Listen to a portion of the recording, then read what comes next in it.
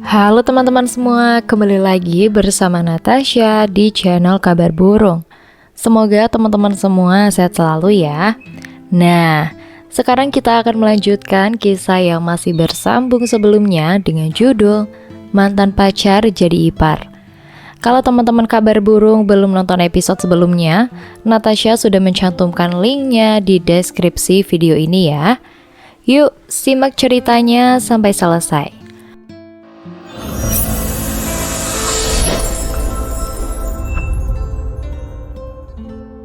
Halo teman-teman semua, kembali lagi bersama Natasha di channel Kabar Burung. Semoga teman-teman semua sehat selalu ya. Nah, sekarang kita akan melanjutkan kisah yang masih bersambung sebelumnya dengan judul Mantan Pacar Jadi Ipar. Kalau teman-teman semua belum nonton episode sebelumnya, Natasha sudah mencantumkan linknya di deskripsi video ini ya. Yuk simak ceritanya sampai selesai.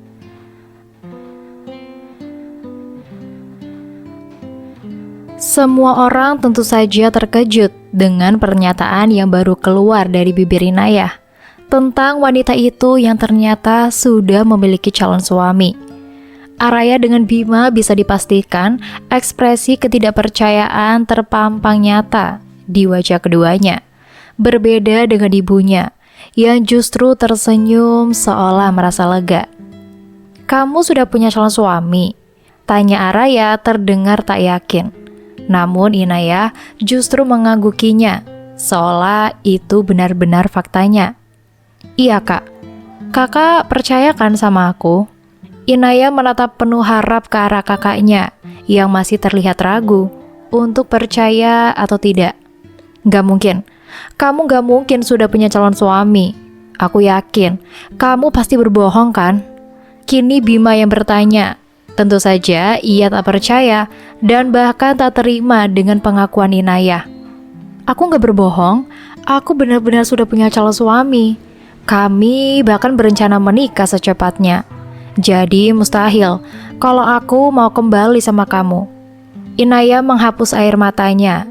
Ia berusaha meyakinkan semua keluarganya dengar pernyataan bohongnya, karena ia sendiri juga bingung harus bersikap bagaimana. Karena jujur saja, ia sudah lelah dengan drama di rumahnya. "Enggak, aku enggak percaya sebelum aku bertemu dengan calon suami kamu itu." Bima menatap serius ke arah Inayah yang terlihat takut. Namun Araya yang melihatnya tentu saja merasa kesal. "Kenapa jadi kamu yang marah? Memangnya kenapa kalau Inayah sudah punya calon suami?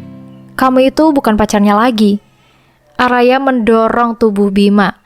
Ia menatap suaminya itu dengan tatapan tajam, seolah ingin meminta penjelasan. "Inayah itu masih mencintaiku, jadi mustahil kalau dia sudah punya calon suami. Aku gak akan mempercayainya sebelum melihat dia benar-benar menikah." Bima menunjuk ke arah Inayah yang kian takut dengan sikap Bima. Begitupun dengan Araya yang tampak frustasi dan marah. "Berapa kali sih aku bilang sama kamu, Mas? Aku sudah gak mencintai kamu lagi. Aku juga gak mau kita bersama lagi. Jadi jangan memfitnahku seolah-olah aku masih mengharapkan kamu," sahut Inayah terdengar marah.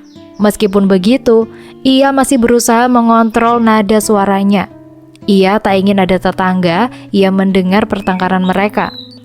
"Kalau begitu buktikan bahwa calon suami kamu besok, atau kalau perlu hari ini juga." Bima menantang Inayah yang menggeleng pelan. Tentu saja mustahil ia melakukannya, karena ia saja tidak sedang dekat dengan siapa-siapa. "Aku gak mau," jawab tegasnya. "Kenapa? Berarti kamu bohong kan?" "Enggak." "Ya sudah kalau begitu, bawa dia kemari paling lambat besok malam." "Kak, Bu, kalian gak setuju kan dengan apa yang Mas Bima katakan?" Inayah menatap ke arah ibunya dan kakaknya yang justru terdiam memperhatikannya. "Lakukan saja Inayah, ajak calon suami kamu datang ke rumah. Ibu akan sangat menerimanya. Dengan begitu kamu gak akan diganggu lagi, apalagi sampai difitnah seperti ini." Ibunya menyahut dengan tegas sembari melirik tak suka ke arah Araya dan juga menantunya. "Difitnah apa sih, Bu?" Sahut Araya terdengar tak terima. Sejak dulu, wanita itu paling tidak suka melihat ibunya membela adiknya. Itulah ibunya kenapa seringkali diam, acap kali Inaya diperlakukan buruk olehnya. Kamu pikir ucapan kamu tentang Inayah yang menggoda suami kamu itu benar? Jelas-jelas itu fitnah kan? Tapi aku memang melihat mereka berpelukan, Bu. Aku melihatnya dengan mata kepalaku sendiri. Jadi itu bukan fitnah. Lalu kenapa cuma Inayah yang kamu fitnah menggoda? Kenapa nggak Bima saja yang kamu bilang menggoda adik kamu sendiri? Kamu itu paling suka memojokkan Inayah. Padahal sudah banyak yang dia lakukan untuk kamu. Dan juga sudah banyak yang dia korbankan untuk kebahagiaan kamu. Aku juga marah dengan Mas Bima, Bu. Tapi aku yakin dia nggak akan seperti itu kalau bukan karena digoda. Itulah kenapa aku menuduh Inayah yang menjadi biang keroknya. Araya menunjuk ke arah Inayah yang tampak tak percaya dengan kata-kata kakaknya. Padahal mereka adalah saudara. Namun, kenapa kakaknya lebih percaya dengan laki-laki yang bahkan baru 1 bulan dinikahinya? Kak, apa? Apa yang aku bilang benar kan? Kamu itu masih mencintai Mas Bima. Makanya kamu menggodanya. Sentak Araya sembari menunjuk ke arah wajah Inayah yang kembali menangis mendengar sentakan kakaknya. Kamu apa-apaan sih? Gak usah teriak-teriak kan juga bisa. Kontrol emosi kamu itu. Sahut Bima membela Inayah. Kamu pikir aku masih bisa mengontrol emosiku setelah melihat kamu berpelukan dengan adikku sendiri? Enggak. Ini nih yang buat aku gak kuat hidup sama kamu. Karena yang kamu lakukan setiap hari itu cuma mengomel, marah-marah gak jelas, teriak-teriak sampai tetangga dengar. Kamu pikir semua orang itu harus mengerti emosi kamu itu apa? Ujar Bima yang terlihat mulai jengah dengan sikap Araya. Bagaimana aku gak marah-marah setiap hari? Sedangkan aku gak punya uang untuk beli kebutuhanku sendiri. Kamu itu suamiku, tapi apa pernah kamu memberiku uang? Enggak kan? Karena yang kamu lakukan setiap hari itu cuma tidur. Memangnya apa yang harus aku lakukan di rumah kecil ini selain tidur? Gak ada yang bisa aku lakukan kan? Yang kamu harus lakukan itu cari kerja lah. Pergi keluar, tanya-tanya pekerjaan, atau apalah. Yang penting kamu itu dapat uang, Mas. Kenapa nggak kamu saja yang kerja seperti Inayah? Lihat dia. Meskipun dia perempuan dan usianya lebih muda dari kamu, tapi dia memiliki pekerjaan yang bagus dan gaji yang banyak. Nggak seperti kamu, yang taunya cuma marah-marah nggak jelas. Bima menunjuk ke arah Inayah yang tentu saja tidak ingin disangkut pautkan dengan pertengkaran mereka. Apa sih kamu, Mas? Jangan bawa-bawa namaku ya, hanya untuk melawan Kak Araya. Karena yang dia katakan itu benar. Kamu itu harusnya bekerja, cari uang untuk kebutuhan kalian. Inayah menyahut kesal ke arah Bima yang memudarkan tatapan tajamnya. Andai saja aku menikahnya sama kamu, orang tuaku juga gak akan mengusirku. Dan akan aku pastikan sekarang aku masih bisa bekerja di toko mereka. Tapi, lihat aku sekarang. Aku pengangguran karena aku menikah dengan kakak kamu. Jadi jangan salahkan aku sepenuhnya. Karena ini juga kesalahan kakak kamu, Inayah. Bima menatap ke arah Inayah yang tampak tak percaya dengan ucapannya. Apa? Aku yang salah? Maksud kamu apa bilang seperti itu, Mas? Araya mendorong pundak Bima. Meskipun hanya membuatnya mundur beberapa langkah, namun tetap saja itu berhasil membuatnya marah. Kenapa? Apa yang aku bilang benar kok. Kalau aku nggak menikah sama kamu, orang tuaku juga nggak mungkin mengusirku dan membuatku pengangguran seperti ini. Jadi, stop menyuruhku untuk mencari pekerjaan, karena yang membuat aku seperti ini ya kamu. Bima menunjuk ke arah Araya yang kembali menangis setelah mendengar ucapannya. Yang membuat kamu seperti ini ya karena perbuatan kamu sendiri, Mas. Jadi, stop menyalahkan Kak Araya. Dia sampai hamil di luar nikah itu gara-gara kamu. Apa nggak ada rasa sedikit pun kamu ingin bertanggung jawab untuk menafkahinya? Enggak, karena dia yang menggoda aku lebih dulu. Dia yang memancing nafsuku. Jadi bukan kesalahan aku sepenuhnya kalau dia sampai hamil. Kamu pikir Siapa yang menghasutku untuk menyuruh kamu berhenti bekerja dulu? Kalau bukan kakak kamu itu. Dia bilang ke aku, kalau kamu sampai gak mau berhenti bekerja, itu artinya kamu sudah gak mencintaiku lagi. Karena kamu gak akan menjadi istri yang berbakti. Kamu akan sibuk di luar rumah tanpa memedulikan aku. Bima menunjuk dadanya sembari menatap serius ke arah Inaya, yang terdiam tak percaya. Sejak dulu, kakak kamu itu membenci kamu. Dia paling gak mau kamu unggul daripada dia. Mungkin karena itu, dia gak mau kamu bekerja. Jadi stop membelanya. Karena dia gak sebaik seperti kamu yang pikirkan selama ini. Lanjut Bima sembari menunjuk ke arah Araya. Sedangkan Inayah hanya menatapnya seolah sangat kecewa padanya. Apa itu benar? Kakak sengaja menggoda Mas Bima dan mempengaruhinya hanya untuk mengalahkan aku? Tanya Inayah pada Araya yang justru terlihat tenang, seolah tak memiliki bersalah. Iya, benar. Kenapa? Toh sekarang kamu juga melakukan hal yang sama kan? Kamu menggodanya di saat dia menjadi milikku. Berarti kita impas. Araya menjawab dengan tenang, yang kali ini tak bisa Inayah biarkan. Enggak akan pernah impas, karena aku gak pernah menggodanya, Kak. Berapa kali aku harus mengatakannya, aku gak menggodanya. Teriak Inayah yang sudah tak sanggup lagi menahan amarahnya. Inayah, panggil ibunya yang langsung merengkuh tangannya dan mengusap punggungnya untuk menenangkannya. Kalau begitu buktikan bawa calon suami kamu itu ke rumah. Dengan begitu, Mas Bima akan berpikir ulang untuk bersama kamu kan? Ujar Araya yang kali ini Bima gelengi. Enggak akan ada yang Inayah bawa ke rumah, karena dia belum punya pacar, apalagi calon suami. Iya kan? Ujar Bima penuh harap pada Inayah yang terdiam. Kapan aku harus membawanya? Jawab Inayah pada kakaknya, mengabaikan ucapan Bima yang memuakan untuknya. Besok malam, aku, ibu, dan Mas Bima akan di rumah untuk menunggu calon suami kamu itu datang. Tapi, kalau sampai jam 12 malam kamu belum bisa membawanya, itu artinya kamu masih mengharapkan suamiku. Araya menjawab serius, yang langsung diangguki Inayah. Iya, aku akan membawanya besok malam. Sekarang, aku bisa pergi kan? Jawab Inayah dengan berusaha untuk tetap tenang. Iya, silahkan. Ayo Bu. Inayah merengkuh pundak ibunya, lalu membawanya ke kamar. Namun, tatapan bencinya terus tertuju ke arah Araya. Inayah hanya belum menyangka saja, kakaknya itu ternyata begitu membencinya, sampai banyak hal yang dilakukannya hanya untuk mengalahkannya. Di kamarnya, Inayah menggiring ibunya untuk duduk di tepi ranjang. Namun, ekspresinya terlihat masih kecewa.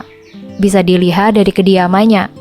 Sedangkan ibunya tentu saja tahu dengan apa yang Inayah rasakan. Itulah kenapa ibunya merengkuh tangannya sembari tersenyum tipis. Inayah, panggilnya yang hanya ditatap tanya oleh si pemilik nama. Ibu tahu, kamu sangat kecewa dengan kakak kamu, karena ternyata dia melakukan semua ini dengan sengaja. Tapi entah kenapa, ibu bersyukur dengan pengakuan Bima tadi. Karena dengan begitu kamu jadi mengerti kalau kakak kamu itu nggak sebaik seperti yang kamu pikirkan. Jadi jangan terlalu membelanya, apalagi mengalah hanya untuk kebahagiaannya. Mendengar ucapan ibunya, yang Inayah lakukan hanya menunduk tanpa bisa berkata apa-apa. Bahkan air matanya seolah enggan untuk mengalir di wajahnya. Kamu gak apa-apa kan? Tanya ibunya memastikan, karena putrinya hanya diam tanpa mau menjawab ucapannya. Aku gak tahu Bu. Inayah menggeleng pelan, perasaannya sedang tak karuan sekarang. Ibu mengerti perasaan kamu, tapi Ibu harap kamu jangan terlalu berlarut-larut memikirkannya. Lebih baik sekarang kamu fokus saja pada hubungan kamu yang sekarang. Kamu bilang sudah punya calon suami kan? Itu... Inayah ingin menjelaskan, namun saat melihat ibunya tersenyum tulus, rasanya sulit untuk mengatakan yang sebenarnya. Ibu nggak akan tanya-tanya seperti apa dia, karena ibu akan menerimanya. Tapi satu hal yang harus kamu tahu, ibu sangat bersyukur kamu bisa melupakan Bima dan menjalin hubungan dengan orang baru. Karena selama ini ibu itu khawatir dengan kamu. Ibu takut kamu trauma atau semacamnya. Itulah kenapa ibu sering sakit-sakitan akhir-akhir ini. Maafkan ibu ya, selalu merepotkan kamu. Ibu terlalu sayang sama kamu, sampai memikirkan kamu terus. Mendengar ucapan ibunya, Inaya terus merasa bersalah. Jadi akan sangat mustahil kalau ia sampai tidak membawa calon suaminya. Hari ini adalah hari di mana perusahaan tempat Inaya bekerja tengah mengadakan acara amal, di mana semua karyawan di sana akan berpakaian kaos seragam untuk menjual produk yang mana hasilnya akan didonasikan untuk beberapa tempat panti asuhan. Tentu saja, hal itu juga dilakukan oleh Inaya, yang saat ini berpakaian kaos berlengan panjang, rok panjang, dan juga hijab yang menutup seluruh dadanya. Di tempat itu sendiri, banyak tenda yang didirikan untuk memajang barang-barang jualan, yang harganya jauh lebih murah dari toko-toko di luaran sana. Itulah kenapa banyak yang datang untuk membeli atau hanya sekedar untuk melihat-lihat. Terlebih lagi, di tempat itu juga terdapat banyak tenda yang berjualan makanan beraneka ragam, yang juga menjadi daya tarik dari event tersebut.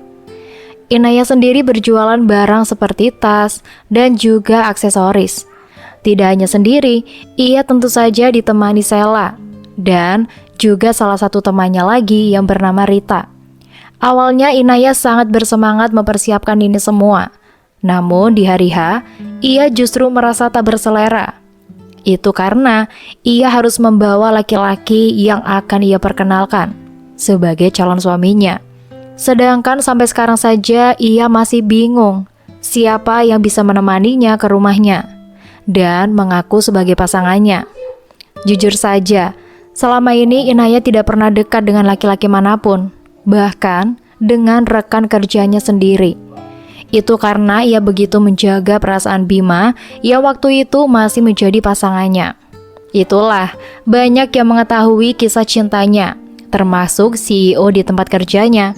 Namun sekarang Inaya justru merasa menyesalinya. Ia begitu setia, sampai tidak memiliki teman laki-laki yang mungkin bisa membantunya. Duh, bagaimana ini? Gumam Inaya terdengar gelisah, sedangkan posisinya saat ini sedang duduk tanpa peduli bagaimana kedua temannya itu begitu sibuk menawarkan barang-barang dagangan mereka. Inaya, kamu kenapa? Kok diam aja sih? Kamu sakit? Sela yang sedari tadi memperhatikan gerak-geriknya tentu saja merasa tidak tahan untuk tidak bertanya. Sedikit, jawab Inaya seadanya, lalu kembali termenung di tempatnya. Ia begitu memikirkan masalahnya, sampai tidak peduli dengan pekerjaannya.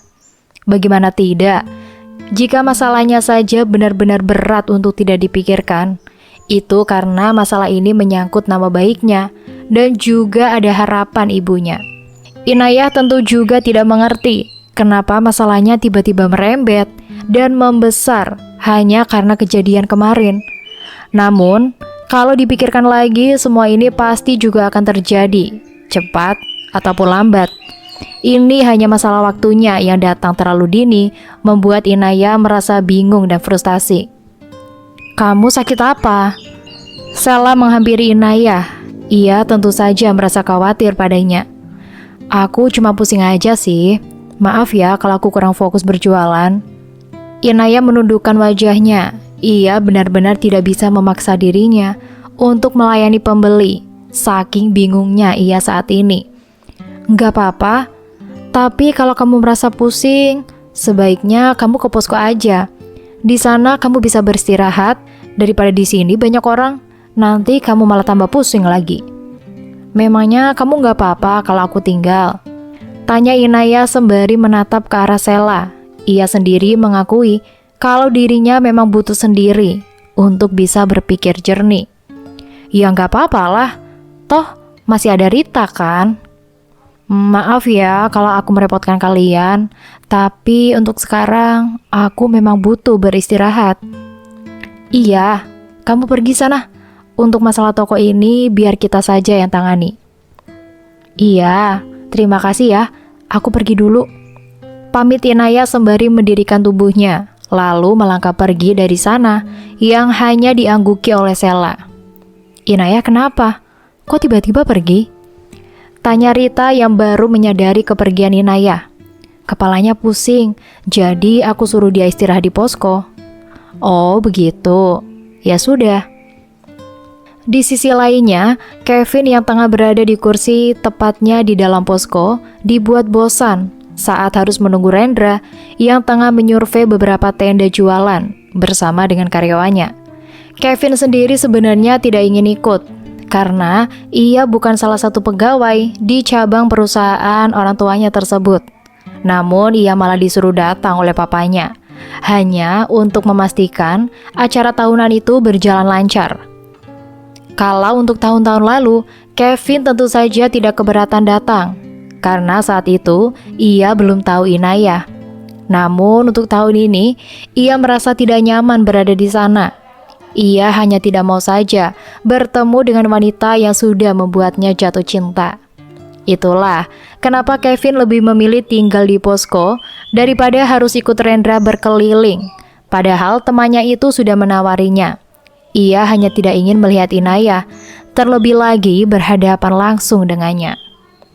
Andai saja wanita itu tidak memiliki pasangan, mungkin sudah sejak dulu Kevin mendekatinya.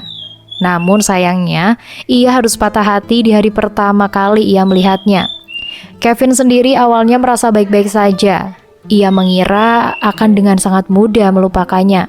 Namun, kenyataannya ia justru dipertemukan lagi dan lagi oleh Tuhan hingga membuat wanita itu membekas di hatinya. Untuk saat ini Kevin sendiri sedikit bersyukur karena sudah hampir 1 bulan ia sudah tidak pernah bertemu dengan wanita yang bernama Inaya itu.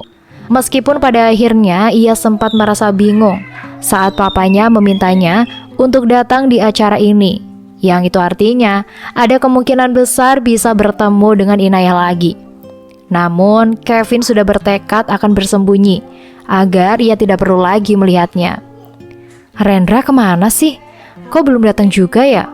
Padahal sudah dari tadi. Kevin bergumam lirih.